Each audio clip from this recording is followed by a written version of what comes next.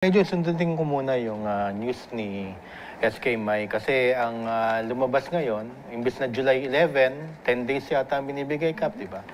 Eh, hindi na raw, October na raw kasi magko-concentrate na ang COMELEC sa BARM. Form elections. Kaya naman nagkaroon ng major issue, sabi ko sana major malfunction, major issue sapagkat ang nilabas na statement ni Chairman George Garcia is October up to July of 2026.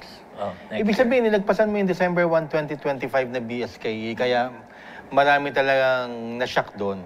Ano ba talaga ang alam ni COMELEC Chair?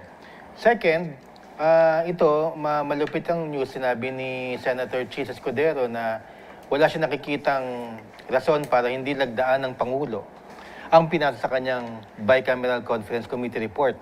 At mapupospone na nga ang BSKE sa 2025 at November na 2026 ang BSKE. Ang sinabi naman sa lungat, sa sinabi ni Senator Chis Escudero ay sinabi ni Senator Coco Pimentel na there's a possibility na i-veto naman yung Bicameral Conference Committee report.